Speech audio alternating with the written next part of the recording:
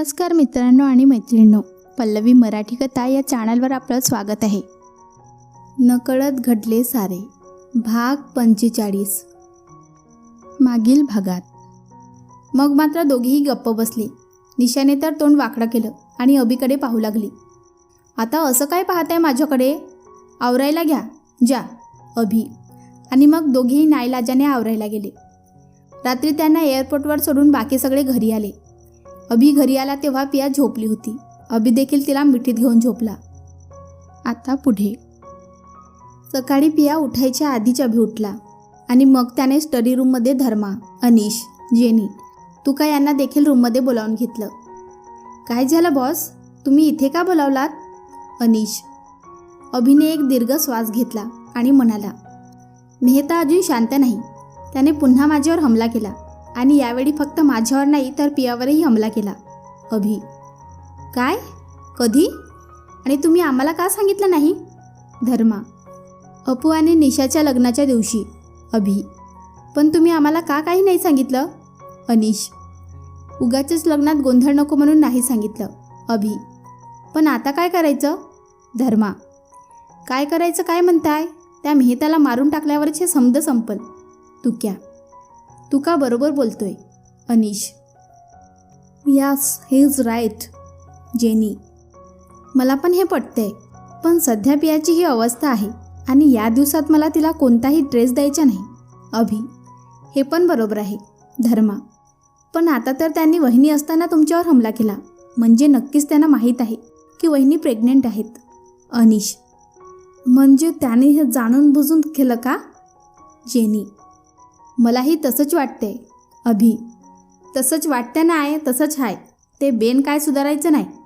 आपल्याला लवकरात लवकर काहीतरी केलं पाहिजे, नाहीतर पुढे ते अजून काहीतरी करल. तुक्या. तसं असेल तर आत्ताच्या आता त्याची तिरडी बांधायला घेतो. धर्मा. नाही, आता आपण काहीच करायला नको. एकदा पियाची डिलिव्हरी होऊ दे, मग बघू. अभि. पण बॉस. अभि. अभि. धर्मा अजून काही बोलणार त्याआधीच पियाची हाक सगळ्यांच्याच कानावर आली आणि एकाच वेळी सगळ्यांनीच बाहेरच्या दिशेला बघितलं. अभि पटकन बाहेर आला. काय पिया? अभि पायऱ्या उतरणाऱ्या पियाकडे पाहून म्हणाला, ते कुठे होतात तुम्ही? पिया.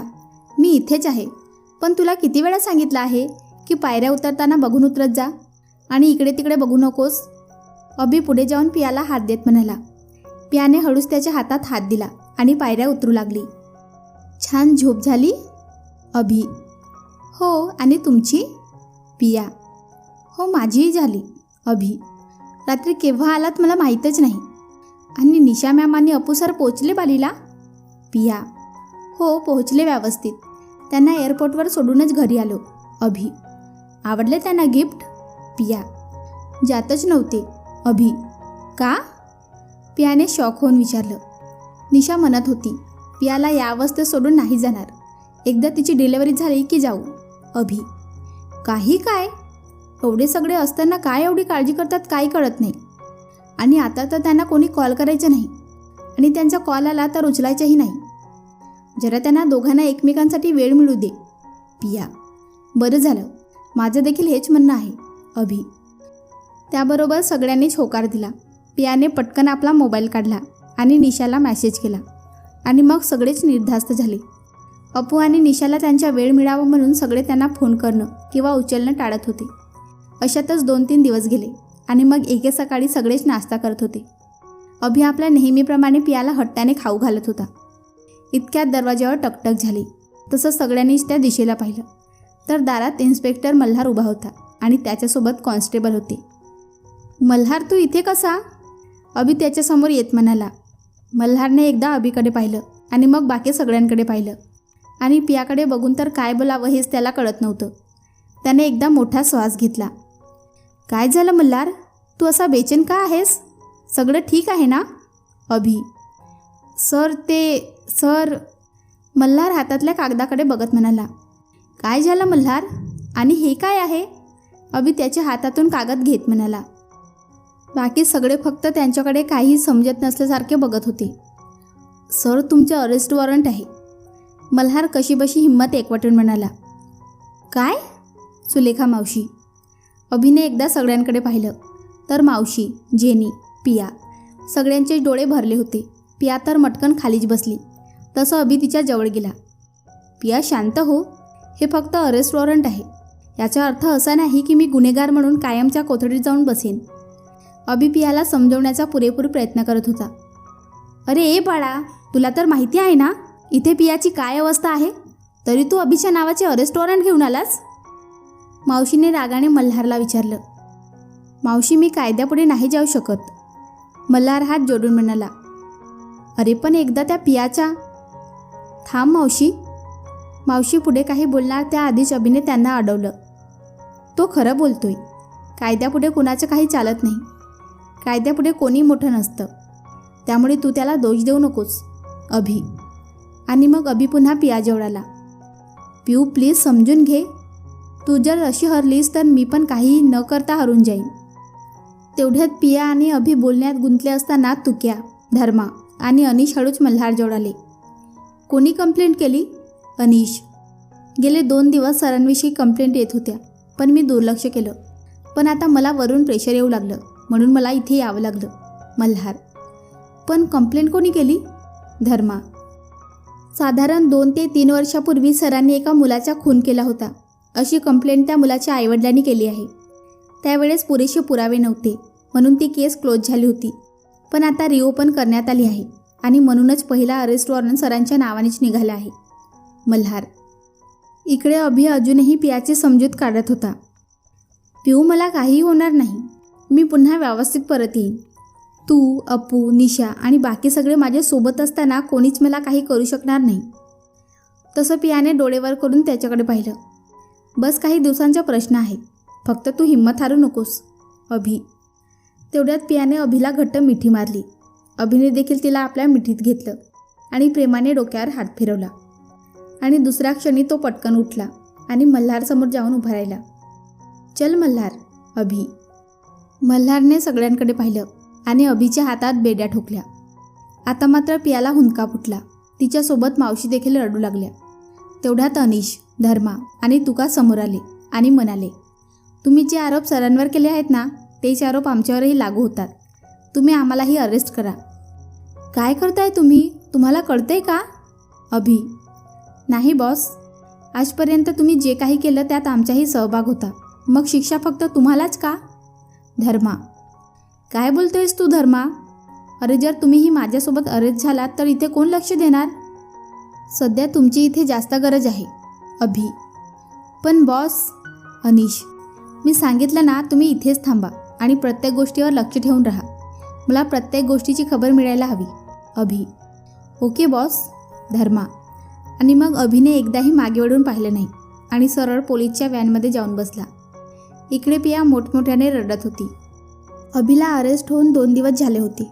पियाने आपलं दुःख बाजूला ठेवून पुन्हा अभिला परत आणण्यासाठी नव्याने उभी राहिली होती. या 2 दिवसात ती कंप्लेंट करणाऱ्या प्रत्येक व्यक्तीला भेटली होती. कंप्लेंट मागे घेण्यासाठी विनवणी केली, पण कोणीही तिच्या विनवणीला दाद दिली नाही. उलट केस अजून स्ट्रॉंग करून अभिला फाशीची शिक्षा मिळेल अशी धमकी देत होते. इकडे धर्मा, अनिश आणि तुका देखील हेच करत होते. जेनी देखील पियासोबत सावलीसारखी फिरत होती आणि घरात मावशींना पियाची धावपळ, प्रयत्न आणि अवस्था बघून गलबलून आलं होतं. तिला आरामाची गरज होती, पण तरी फक्त अभि परत यावा यासाठी ती स्वतःची काळजी न करता प्रयत्न करत होती. पण यश मात्र अजून आलं नव्हतं आणि त्यात अपुला यातला काही कळवायचं नाही हे देखील बजावून सांगितलं होतं. म्हणून पियाचे हात इथे देखील बांधले गेले होते. आणि इकडे पोलीस कोठडीत मात्र परिस्थिती वेगळीच होती. मेहताची माणसं पोलीस स्टेशनमध्ये देखील होती. त्यामुळे अभिचे खूप हाल चालले होते. त्याला टॉर्चर करून गुन्हे कबूल करण्याचा प्रयत्न सुरू होता. पण अभिने त्याला काही माहीत नसल्याचा पाडा सुरू ठेवला होता. बिचारा मल्हार अभिची ही अवस्था बघून खूप कासावीस झाला होता.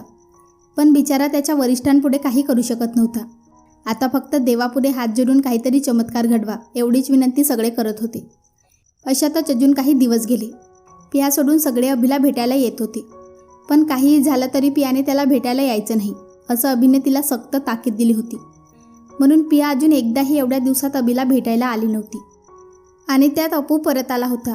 हा सगळा प्रकार त्याच्या कानावर आला होता आणि त्यात पियाची अवस्था बघून तर तो खूप संतापला होता. झालं तुमच्या मनासारखं? अपू रागात तिकडे तिकडे फेऱ्या मारत म्हणाला. आणि पिया निशाला धीर देत होती. पण पियाच्या डोळ्यातील पाणी थांबत नव्हतं. काय म्हणतोय मी? एवढ्या दिवसात एकदाही मला कळवावंसं वाटलं नाही तुम्हाला? इथे इतकं सगळं घडून गेलं आणि तुम्ही सगळे गप्प राहिलात? अपू, सर आम्हाला अभिसरांनी सांगितलं होतं तुम्हाला डिस्टर्ब करायचं नाही. मग आम्ही तरी काय करणार? अनिश, अरे तो लाख सांगेल पण तुम्ही ऐकायचं का? आणि त्याच्या ऐकण्याआधी एकदा हिच्याकडे तर पाहायचं. अपू पियाकडे हात करत म्हणाला, प्लीज अपू सर, जे झालं ते सोडा. आता काहीतरी करा. लवकरात लवकर बॉसना सोडवून आणा.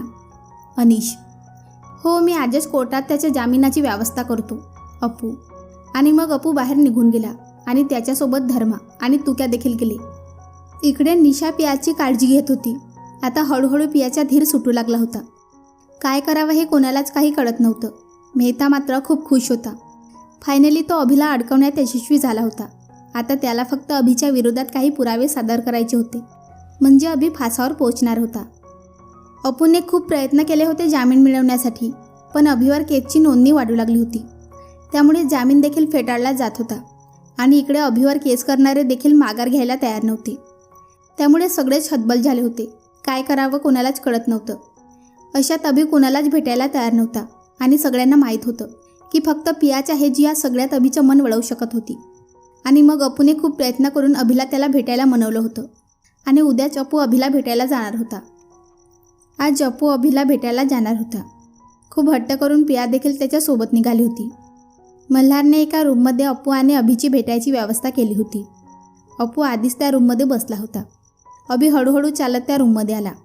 तसं अपू उभं राहून त्याच्याकडे पाहू लागला आणि पाहतच राहिला, कारण अभि लंगडत लंगडतच त्याच्या समोर येत होता. हातात बेड्या, चेहऱ्यावर शरीरावर जखमा आणि सुजलेले शरीर आणि बऱ्याच ठिकाणी तर अजूनही सुकलेले रक्त होते. अपू पटकन पुढे गेला आणि पटकन अभिला मिठी मारली. अभिने देखील त्याला घट्ट मिठी मारली आणि मग अपूने त्याला आधार देत समोरच्या खुर्चीत बसवलं. आणि मग अपू देखील बसला आणि म्हणाला, हे काय होऊन बसलं आहे आणि तुम्हाला का नाही सांगितलं? अपू. अभि शांतपणे बसला होता. इतक्यात त्याच्या कानावर हलके झुणक्यांचा अस्पष्ट आवाज आला. तसं अभि सतर्क झाला. अपू, तू एकटाच आला आहेस ना? अभि उठून उभा राहत म्हणाला, काय झालं अभि? असं का करतोस? अपू, मला सांग, तू एकटाच आला आहेस ना? अभि तिथेच उभं राहून इकडे तिकडे बघत म्हणाला. तेवढ्यात हळूच दरवाजा मागून पिया बाहेर आली. अभिला पाहून ती अजूनच रडू लागली. तसं अभि पटकन तिच्या जवळ गेला आणि पटकन तिला आपल्या मिठीत घेतलं. म्हणून मी तुला इथे येऊ देत नव्हतो, तुम्हाला या अवस्थेत बघू नये म्हणून. तुला त्रास होईल पिऊ, पण तू कधी माझं ऐकत नाही. अभि पियाला कुरवाडत म्हणाला, अभि हे सगळं काय आहे? मी तुम्हाला असं नाही पाहू शकत. पिया रडत म्हणाली, आधी तू शांत हो. अभि तिला आपल्या शेजारी बसवत म्हणाला. अहो पण हे काय झालं? पिया अजूनही रडत रडत म्हणाली, हे बघ, तू काळजी करू नकोस. मी तुला प्रॉमिस केलं आहे ना की सगळं व्यवस्थित होईल. मी सगळं ठीक करेन. अभि, कसं करणार आहात तुम्ही, तेही इथे राहून? पिया, पिऊ तू काळजी करू नकोस. मी म्हणालो ना, मी सगळं व्यवस्थित करेन.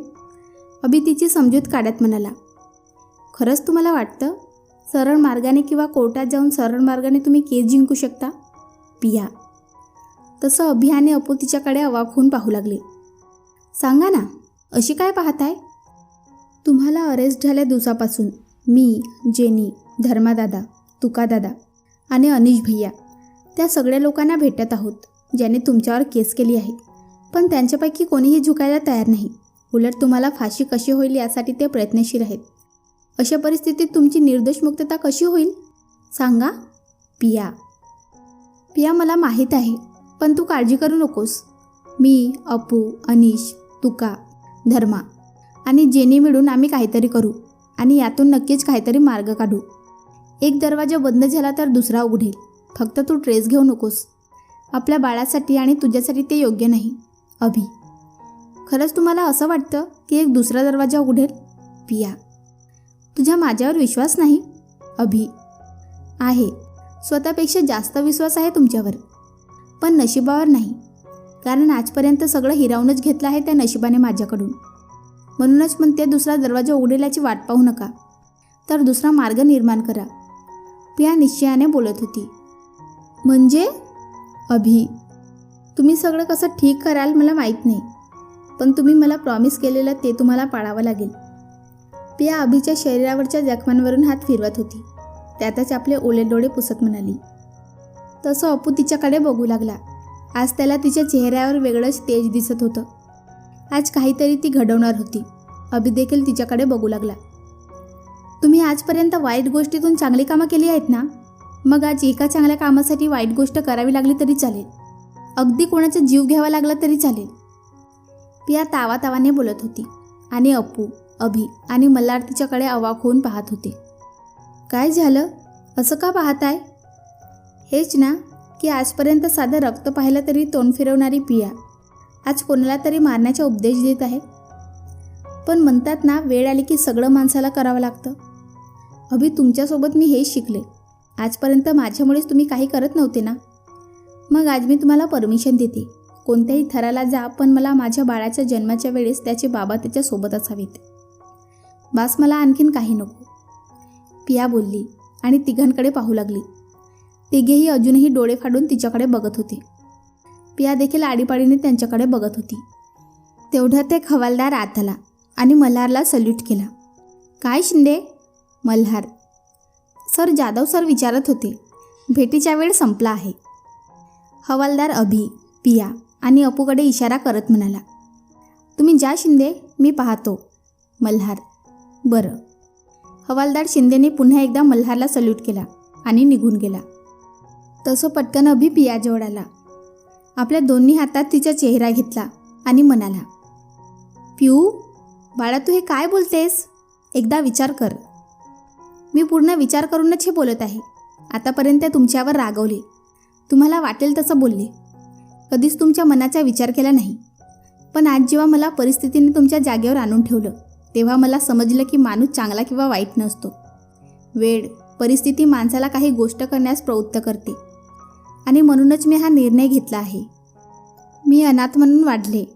वेळेच्या आधीच तुमच्या आईबाबांचं छत्र देखील तुमच्या डोक्यावरून हरपले. अशात जेव्हा आपलं बाळ या जगात येईल, तेव्हा त्याला त्याचे आईबाबा दोन्ही मिळावेत, दोघी त्याच्या सोबत असावेत.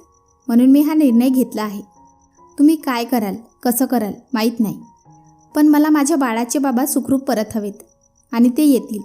त्यांनी मला प्रॉमिस केलं आहे. पिया अभिपुढे हात करत म्हणाली. अभिने देखील हसत हसत तिच्या हातात हात दिला. आणि आता काही झालं तरी मी प्रॉमिस नक्की पूर्ण करेन, अभि जोशात म्हणाला. पण लगेच त्याचा जोश मावळला आणि मग खिन्न नजरेने त्याने पियाकडे पाहिलं आणि म्हणाला, खरंच पिया, मी जर चुकीचं वागलो तर तू मला माफ करशील? अभि, तुमचा माझ्यावर विश्वास नाही का? पिया. नाही ग पिऊ, असं नाही, पण तुला गमावण्याची ताकद माझ्यात नाही. अभि. नाही अभि, हे सगळं करून तुम्ही मला गमावणार नाहीत, उलट मिळवणारच आहात. आपण एकत्र येणार आहोत कायमचे. आणि मी गेले काही दिवस तुमची मनस्थिती बघते आहे, जी अजिबात ठीक नाही. तुम्ही मला आणि बाकी सगळ्यांना वाचवण्यासाठी जी धडपड करत आहात, ती मी बघत नसले तरी ती मला माहीत नाही असं नाही. तुम्ही, धर्मादादा, अनिश भैया, तुका दादा किती धावपळ करत आहात ते मला माहीत आहे. रोज रोज होणारे हमले कसे चुकवायचे तेही माझ्या नकळत. यात तुमची तारेवरची कसरत होते हे मला माहीत आहे.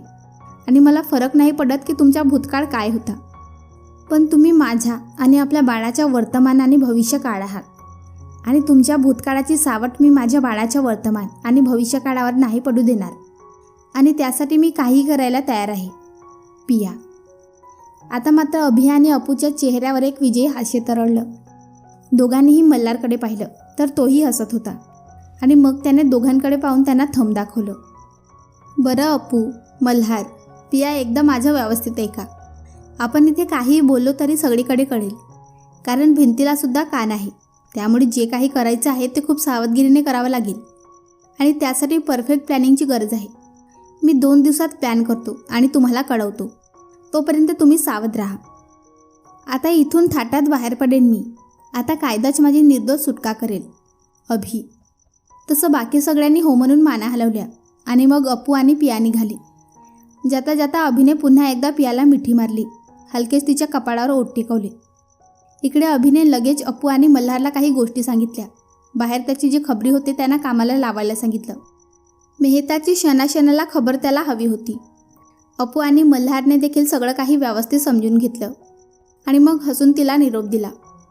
इकडे पिया आणि अपू घरी आल्यावर त्यांनी धर्मा, अनिश, जेनी आणि तुकाला सगळं काही सांगितलं. अभि काहीतरी मोठा प्लॅन करणार आहे, पण तो काय हे त्या दोघांना आता तरी माहीत नव्हतं. आणि पुढल्या 2 दिवसात अभि त्यांना मल्हारमार्फत सगळं काही सांगणार आहे. आता अभि काय प्लॅन करणार आहे याच्यात सगळ्यांना टेन्शन आलं होतं. अभि जे काही करेल तो प्लॅन बेस्ट असेल अशी सगळ्यांचीच खात्री होती. पण पिया सोडली तर बाकी सगळ्यांना तो प्लॅन कितपत सरळ असेल याची खात्री नव्हती. कारण त्यांच्या प्लॅनबरोबर त्यांचीही तयारी होणे गरजेचं होतं. अशातच विचार करून 2 दिवस गेले आणि मग सकाळी सकाळी मल्हार घरी आला. इन्स्पेक्टर मल्हार, तुम्ही इथे? काही काम होतं तर आम्हाला बोलवायचं ना? मल्हारला पाहून पिया पुढे येत म्हणाली. नाही मॅडम, काही गोष्टी या गुप्तपणे घडलेल्याच योग्य असतं. म्हणजे अभिंचा प्लॅन तयार आहे? पिया मंद हसत म्हणाली. हो मल्हार. आणि मग पियाने मल्हारला बसायला सांगितलं आणि पारुमावशींना सगळ्यांना बोलवायला सांगितलं. इकडे मल्हारने फोन करून अपू आणि निशाला आधीच बोलावून घेतलं होतं आणि बाकी सगळे आले तसं सगळे अभिच्या स्टडी रूममध्ये गेले आणि मग सगळे तिथे बसले. बोला इन्स्पेक्टर मल्हार, काय प्लॅन आहे अभिचा? अपू, खरं सांगू तर प्लॅन अजून मलाही माहीत नाही. तो मला देखील आताच कळणार आहे. मल्हार आपल्या पॅन्टच्या खिशातून एक कागद काढून पियाच्या हातात देत म्हणाला. तसे सगळेच आश्चर्याने पाहू लागले. पियाने तो कागद उघडला आणि त्यात अभिने जे काही लिहिलं होतं ते मोठ्याने वाचू लागली. डिअर पिऊ, अपू, निशा आणि माझे पंचरत्न, आता मला तुम्हाला खूप महत्त्वाचं सांगायचं आहे आणि मी आपल्या सगळ्यांच्या भविष्यासाठी जो प्लॅन केला आहे त्यात मला तुमच्या सगळ्यांची साथ हवी आहे आणि ती मला मिळेल याची मला पूर्ण खात्री आहे. पण आपल्या प्लॅनसाठी आणखीन एका महत्त्वाच्या माणसाची गरज आपल्याला आहे. ती व्यक्ती देखील आपल्याला मदत करेल यात शंकाच नाही. पण त्यासाठी ती व्यक्ती आपल्याला इथे यायला हवी आणि म्हणूनच पुढल्या 2 दिवसात त्या व्यक्तीला इथे बोलवायची जबाबदारी तुमची. आणि ती व्यक्ती आहे आदित्य सरपोतदार.